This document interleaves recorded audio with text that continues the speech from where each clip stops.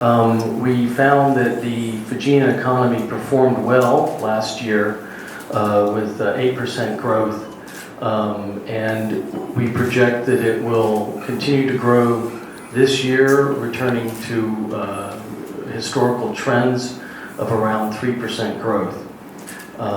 Last year, the fiscal deficit fell sharply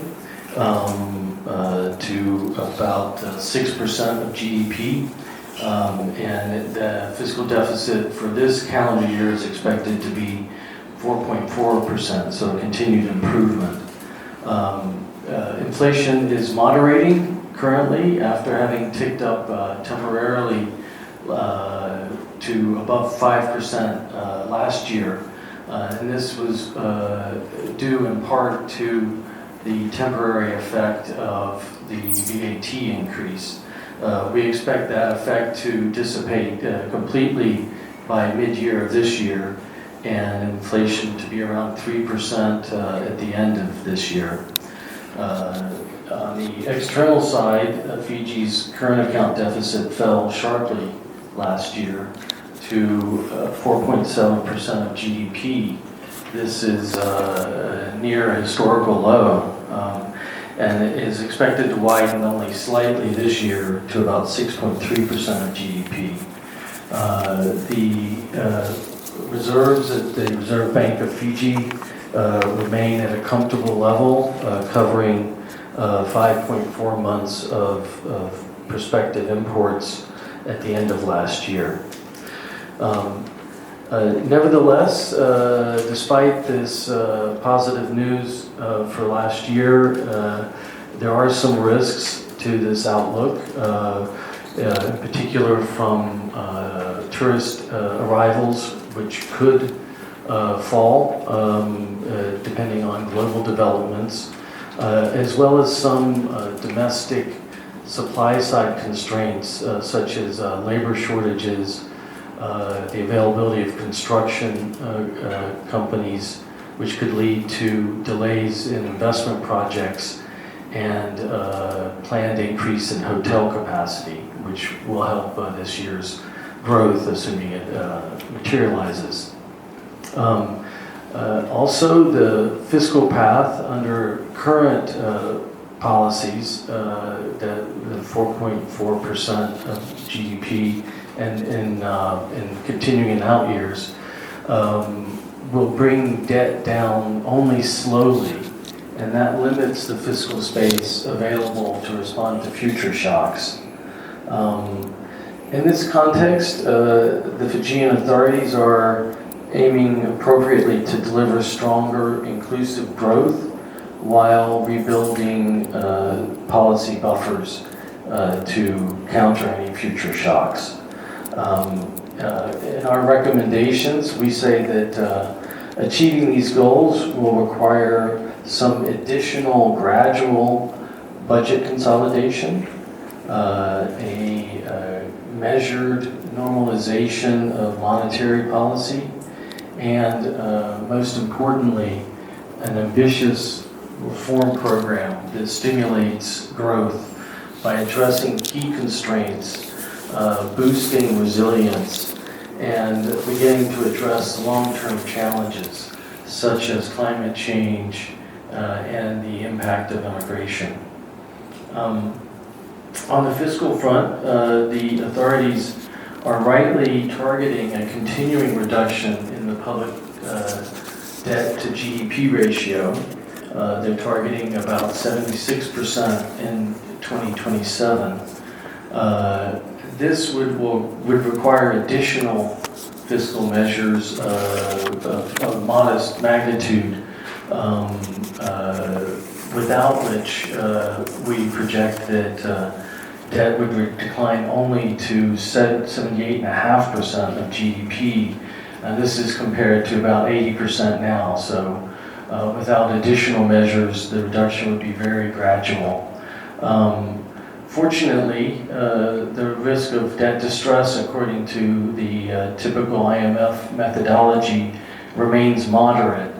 But as I mentioned before, it is important to have space to respond to the large shocks that a small open economy like Fiji can experience.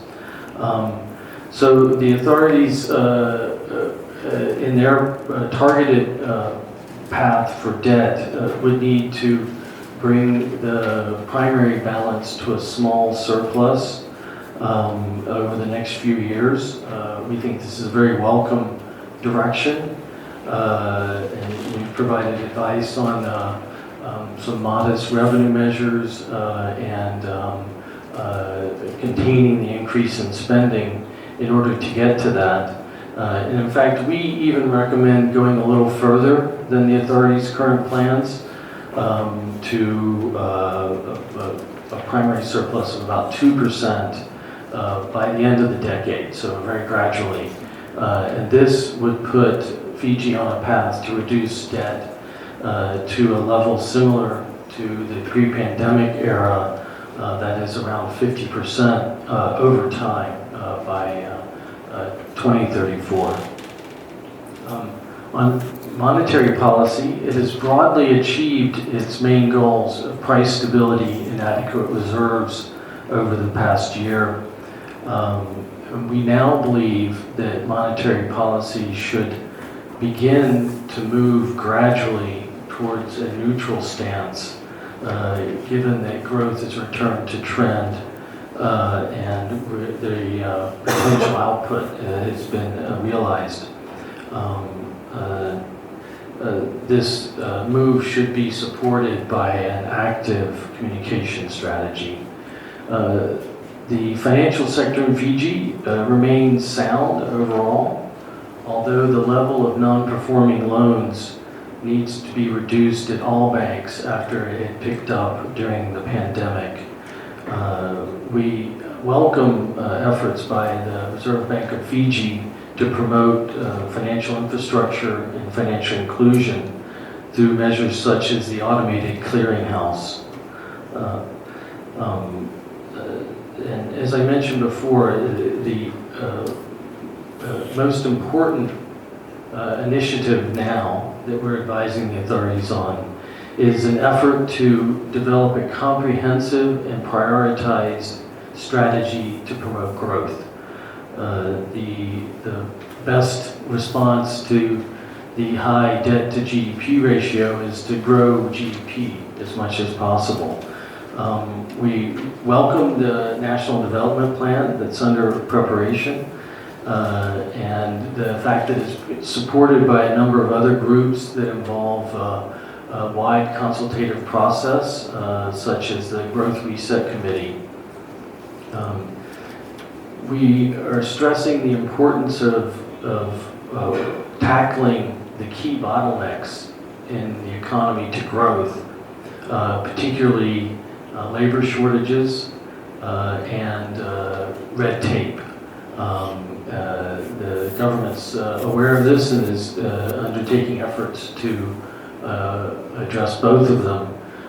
For example, by streamlining the processes for targeted immigration of skilled labor to offset the impact of emigration. The streamlining can also facilitate permitting, which would allow a number of investment projects that are in a pipeline in the private sector and ready to go, including with financing, once confidence is there and the permits can be provided promptly. We also believe that quicker access to power and facilitating renewable energy installation will help promote investment. There are long-term challenges which need to be addressed beginning now. One of the most important ones is developing the human capital of Fiji through technical training, education, and labor market reforms, including facilitating female labor force participation. Moreover, infrastructure is vital, including focus on the repair and maintenance of existing infrastructure, which we understand is part of the National Development Plan emphasis on getting the basics right, which sounds good to us.